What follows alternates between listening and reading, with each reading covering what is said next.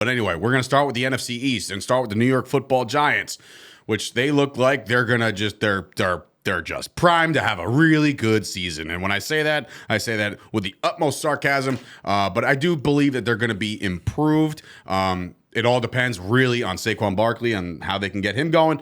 But I will say that, and this is going to be a little bit of a theme ski for me today, the tight ends again. Last year and the last 5 years, or however long Evan Ingram's been playing football, he came into the league and he didn't remember how to catch, which is weird because as a tight end, you kind of want that skill set. Give me Ricky Seals-Jones, the brand new tight end for the New York Football Giants, as the breakout star because the wide receivers stink. Galladay sucks. Tony's an asshole. And I just feel like Daniel Jones is going to have to look underneath a lot. And there's going to be Ricky Seals-Jones waving his hand saying, throw it to me. It is Kadarius Toney. Asshole and all, he's a wide receiver one in the making. When we're talking about wide receiver ones, we're talking about some of these guys tend to be assholes. I don't think it's going to matter. Daniel Jones is in a contract year, so he's going to have to play his best football to get some money, whether it be from the Giants or somebody else. Kadarius Toney is going to lean heavily on that guy. Last year, he was by far their best offensive player. Going into year two, a full camp under his belt, which he did not have last year, I think Kadarius Toney definitely makes a big leap. Also, the Giants will be down a lot, so they're going to be throwing the ball a lot in the second halves. As we move on to the Philadelphia Eagles, their breakout star, I'm going to continue my trend here. And we already know the skill set that Dallas Goedert possesses, but now you add A.J. Brown, and the field is going to be opened up a little bit more. Dallas Goedert's probably going to have anywhere from 85 to 95 catches as a tight end this year. That's my bold prediction for him. Jalen Hurts, obviously, look, you know I don't like the guy, but obviously he's he's getting better at quarterback, and he's a mobile dude, so he can get on the run.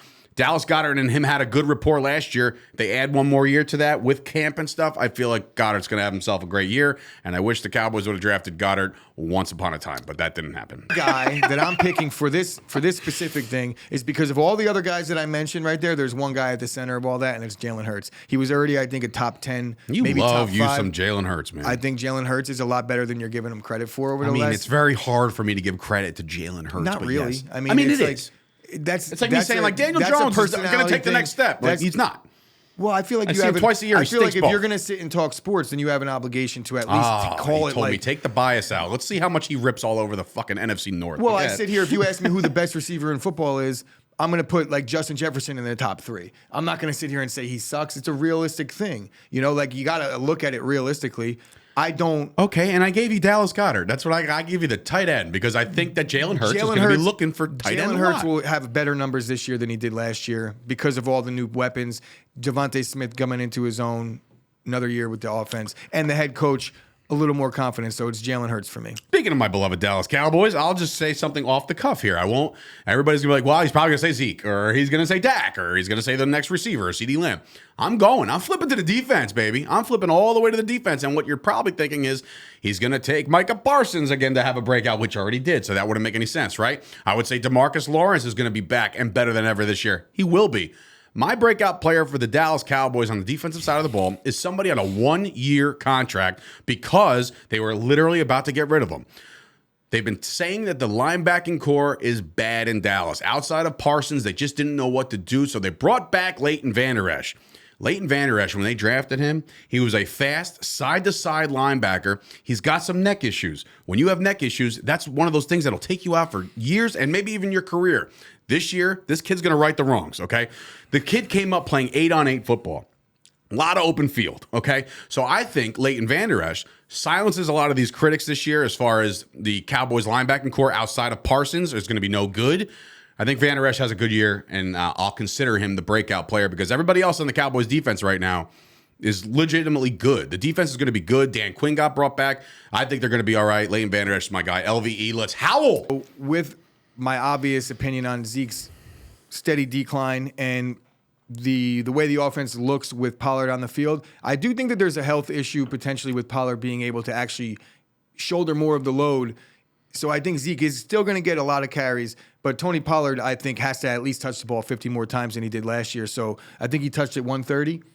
His usage, if he gets it 180 times this year, then Tony Pollard's usage and his touchdowns will all go up, and he'll be a flex option.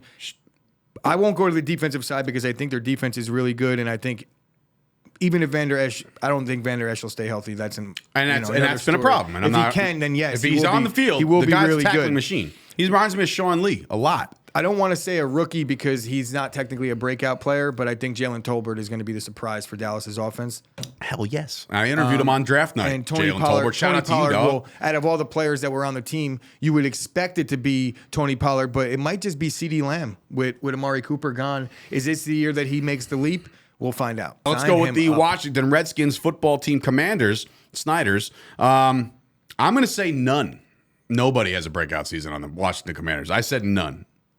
I would love to say Antonio Gibson right now, and it would be a year later on my bold prediction. Yeah, don't do that. I'm not. Okay, good. I'm absolutely not. While I do think there is some third round value, maybe late second round value at Antonio Gibson this year, I'm going to go with Curtis Samuel. I feel like he's underutilized last year, man. Well, he was hurt a lot last year, but if he could stay healthy, I really liked him on that team going into the.